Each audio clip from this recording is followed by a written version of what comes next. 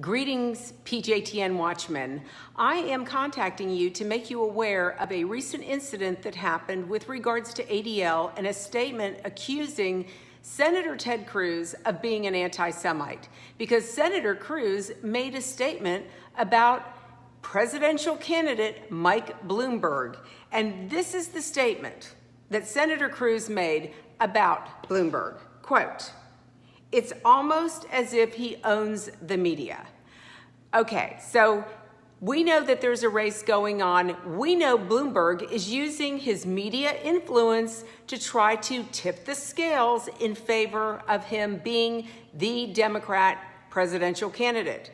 I find it ironic that a statement that was made by Senator Cruz does not accuse all Jews of being in control of the media, which is an anti-Semitic trope, because historically, as we've seen with the protocols of the learned elders of Zion, we have heard statements, anti-Semitic statements throughout history, accusing the Jews of controlling everything, controlling the media, controlling the money.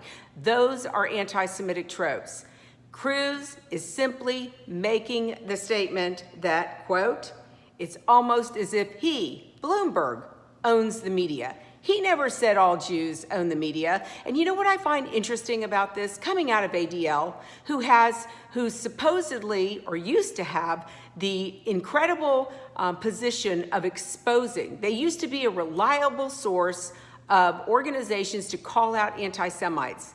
Greenblatt has used his bully pulpit to attack people he doesn't politically agree with. And this is outrageous. And I'm going to tell you why. Because all of you who have been following PJTN know that PJTN has been on the front lines of the textbook battle, the indoctrination of America's school children, since 2012.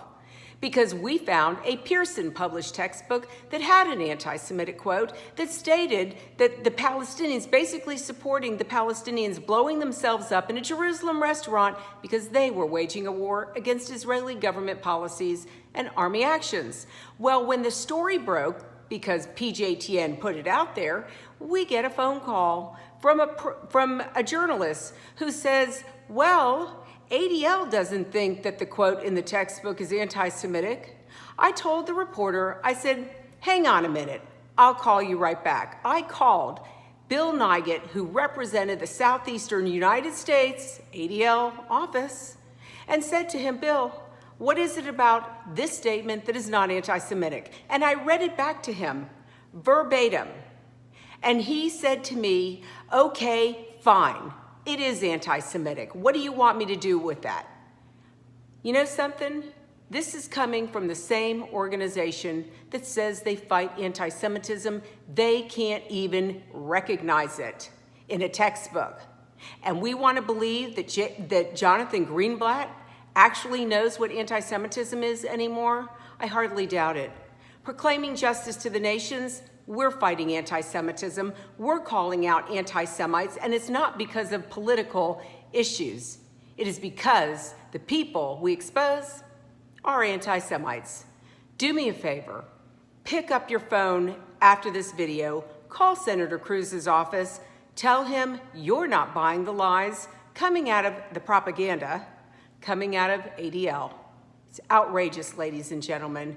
Thank you, and God bless you for all you do on behalf of our Jewish brethren and the state of Israel. And I'm so grateful that you all know the difference between anti-Semites and people who support Israel. God bless.